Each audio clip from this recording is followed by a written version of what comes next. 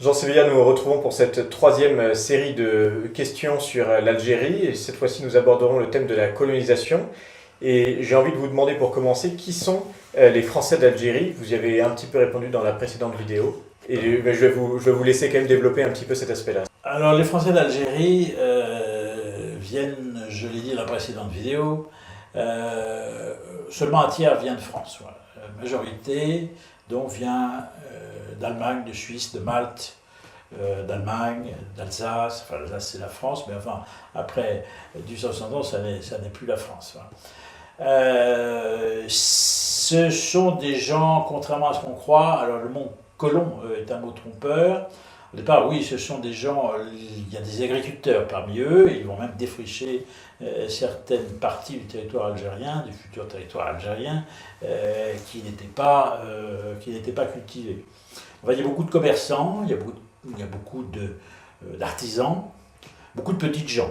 En réalité, du point de vue de la sociologie, les Français d'Algérie très riches existent, c'est 3% de la population, les riches c'est 15%, puis il y a une immense classe moyenne et même une classe pauvre qui est beaucoup plus nombreuse que tout le monde. Et les agriculteurs sont une minorité. Sont une minorité pourquoi? Tout simplement parce que, eh bien, au fond, très vite, il y a un phénomène d'urbanisme, d'urbanisation des Français d'Algérie. En fait, ils vont se concentrer. Évidemment, il y a des colons, il y a ceux qui sont agriculteurs, qui vont travailler dans le bled, mais il y a une concentration des Européens d'Algérie dans les trois grandes agglomérations, Alger, Oran et Constantine, et majoritairement, les Européens d'Algérie sont des citadins. Qui peuvent être pauvres eux-mêmes, mais qui vivent dans des conditions qui sont quand même celles d'une ville, de ville moderne. Alger notamment, qui devient une grande ville à partir du XXe siècle, entre deux guerres. Mettons l'Alger des années 1920-1930, c'est une ville moderne, qui a une université, qui a une bibliothèque, qui a des hôpitaux, musées, théâtre, opéra, cinéma. La modernité à l'européenne est là dans cette ville d'Alger, où les Européens vivent à peu de choses près avec leurs nuances à eux qui sont méditerranéennes, qui sont le style, ce qu'on appellera pied noir, qui est un terme un petit peu ultérieur, mais ce sont les Européens.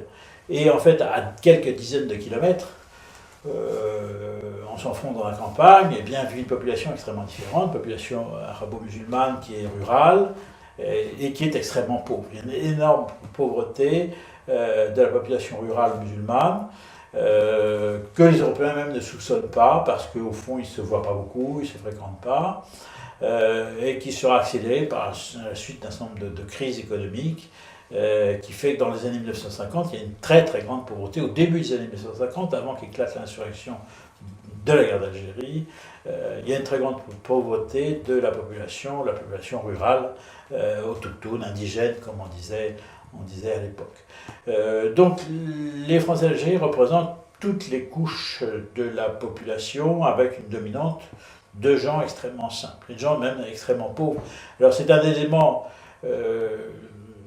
d'incompréhension parce que les Français de métropole ont dans l'idée l'Algérie c'est une colonie, donc il y a des colons, tout ça étant attisé évidemment par l'anticolonialisme, c'est qu'ils écrivent comme tous des capitalistes. Il y a un beau texte de Camus, d'Albert Camus, qui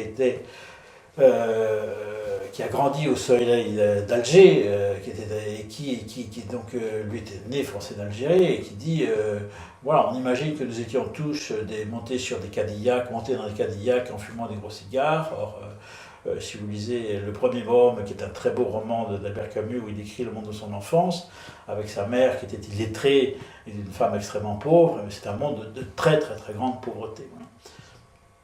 Et quel était le rapport entre la citoyenneté française et le droit islamique en Algérie? Alors c'est un problème extrêmement complexe, j'en ai parlé brièvement dans une précédente vidéo. Donc quand la France conquiert l'Algérie, elle a affaire à une population qui est massivement musulmane. Cette population a des traditions religieuses qui lui sont propres. en matière de mariage, en matière successorale, et cette population est extrêmement attachée à ces traditions, ne veut pas s'en détacher, c'est-à-dire que cette population n'est pas prête, psychologiquement, ni moralement, ni spirituellement, si je puis dire, religieusement, à passer aux règles du Code civil. Et donc la France va laisser aux indigènes, encore une fois le mot n'est pas péjoratif, c'est un mot d'époque, va leur laisser un code de droit personnel qui est un code coranique. Pour la petite histoire, ce qui est quand même aussi la grande histoire, il faut savoir que les Juifs d'Algérie avaient aussi leur propre code. Les Juifs d'Algérie, attention, sont une population autochtone, indigène. Les Juifs d'Algérie sont une population très antérieure, dont la présence en Afrique du Nord est très antérieure, parfois à l'islam, et très très antérieure à l'arrivée de la France. La communauté juive d'Algérie est présente depuis le Moyen-Âge, et souvent même avant, pour certaines, on pense certaines avant même la conquête islamique du 7e, 8e siècle. Et donc la population juive a elle-même son propre code, qui est un code mosaïque. En 1870, quand le décret Crémieux va franciser les Juifs d'Algérie, eh bien les Juifs d'Algérie vont accepter d'être francisés, c'est-à-dire non seulement ils vont avoir la nationalité française, mais la citoyenneté française, c'est-à-dire qu'ils vont renoncer à leur code personnel, qui est un code mosaïque. Ce qui va sûrement être assez difficile pour eux, cruel. Mais les musulmans n'ont pas voulu franchir ce cap, et donc les musulmans d'Algérie sont nationaux français. Ils ont la nationalité française.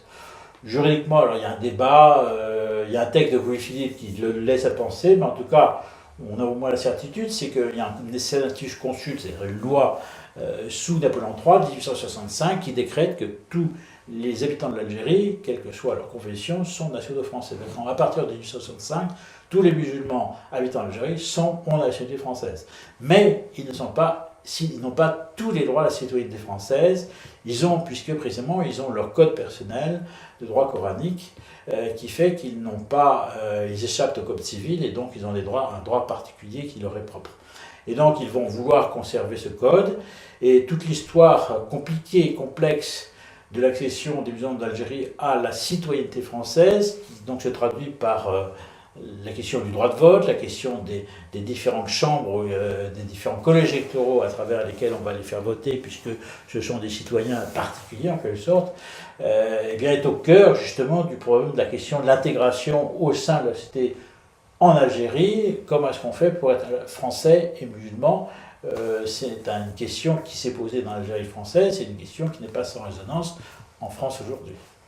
Et quelles ont été les conséquences de l'explosion démographique en Algérie? Les conséquences sont un différentiel extrêmement important. Alors, contrairement à ce que prétendent là aussi une certaine doxa anticolonialiste, il se trouve qu'il y a une baisse de la population dans les années sous le Second Empire, très schématiquement. Si vous voulez, en 1830, on estime, l'historien considère qu'il y avait 3 millions, quand on débarque, 3 millions d'indigènes. Vers 1860, la population algérienne perd à peu près 600 000 à 700 000 personnes. Le discours anticolonialiste dit c'est parce qu'on les a affamés, parce qu'on les a fait mourir. Non, la bonne preuve historique elle est là, c'est que au Maroc, qui n'est pas colonisé à ce moment-là, et à Tunisie, qui n'est pas non plus colonisé à l'époque-là, et même ils sont deux pays qui sont interdits d'accès aux chrétiens, eh bien le Maroc et la Tunisie connaissent à la même époque la même baisse démographique. C'est dû à une succession de mauvaises récoltes, à des épidémies, il y a des raisons multiples. Voilà. Après cette phase, à partir des années 1870-1880, la population musulmane recommence sa croissance. Et à telle enseigne que c'est une population, si on regarde à l'échelle du temps, alors elle est revenue, si vous voulez, à 3 millions d'habitants schématiquement en 1880, et en 1900, on va prendre cette barre-là, 1960, c'est-à-dire 1880 à 1960, il y a 80 années, je ne me trompe pas, cette population est passée de 3 millions d'habitants à 10 millions d'habitants. C'est une multiplication par 3 en l'espace de 80 années. Dans les années 1930, la population musulmane d'Algérie a le plus fort taux de croissance démographique au monde, plus forte que le Bangladesh. Donc c'est au cœur du problème immense de l'Algérie française, à savoir que quand la 4e République, dans les années 1950, puis la guerre d'Algérie ayant éclaté, va vouloir enfin, c'est un territoire qu'on a sous-administré, quand on va vouloir enfin s'occuper de l'Algérie, et c'est souvent à l'armée qu'on va confier cette mission-là, et bien on s'aperçoit qu'on a devant soi une tâche qui est quasiment immense, qui relève même quasiment de la mission impossible, puisqu'il y a une croissance démographique extraordinaire qui ne fait malheureusement que nourrir la pauvreté, parce que les ressources naturelles de l'Algérie à l'époque sont faibles. C'est un pays qui a peu d'industrie, très peu d'industrie, et les ressources du sous-sol, le pétrole, le gaz, ne sont découvertes qu'en 1956. Donc l'Algérie vit de l'agriculture. L'agriculture nourrit difficilement son homme dans un pays qui est un pays sec, méditerranéen, qui n'a pas, ça n'est pas les plaines de Beauce ou les prairies de Normandie pour faire de l'élevage.